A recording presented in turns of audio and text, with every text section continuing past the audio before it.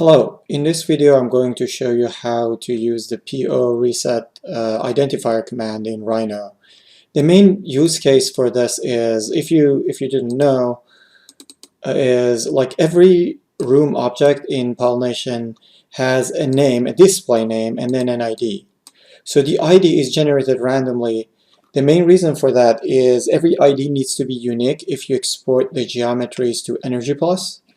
And because people don't spend enough time to name all the rooms correctly, we just take care of that by generating them randomly. But the problem is if you export this geometry to IDF, for example, Energy Plus file, you will see that all those IDs are going to be used. So let me do that. Let me export. Select objects to export. I select everything, and then here I'm going to select Energy Plus, IDF, and just to be fast, I do simplified IDF, which doesn't export any of the, oops, sorry, I have to click on this, HVAC stuff. So that's the IDF that I just exported. If I go back there and open this IDF file in an IDF editor,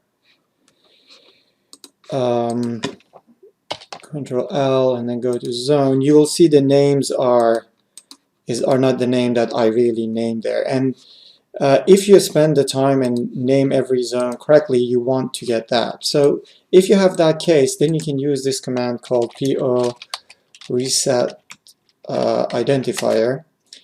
And you have a few options. So you have by design name and ID. This is useful when you have 10 rooms called kitchen and you want to use the kitchen, but then you want to have a random ID, so they will be different. In this case that we have, everything is named correctly, so I'm going to just select this and say by display name. You also have the option to generate new ID. This is useful when you have a model that has duplicate IDs that's invalid, and if you want to fix it quickly, this is the useful one, but I'm going to do by display name. The other one here is telling you how to basically filter the model, if you want this to happen for all the faces, if you want it only happen for rooms, or if you want this to happen for sensor grids and views. So for now I just want it to happen for rooms, and then there's an optional validation here to make sure after resetting IDs your model is still valid. Let me set this to yes to, and I press enter. And now, did I select anything? No, I don't think so. Let's see. Select by display name, valid yes, select them and press enter.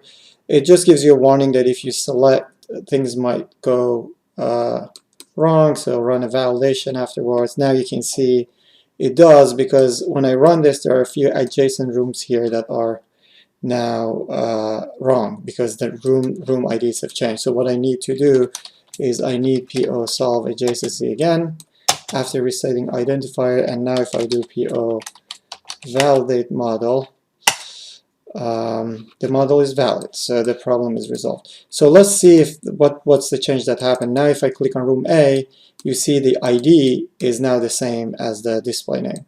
This means if I do the same thing and export this model,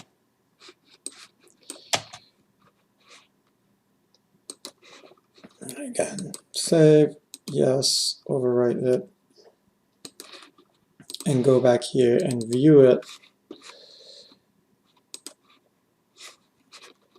Enter L zone. Now you see all the names are fixed because it's using the ID. Again, you should use this carefully and always run the validate command afterwards to make sure your model is still valid. I hope this is useful, and let us know if you have any questions. Thank you.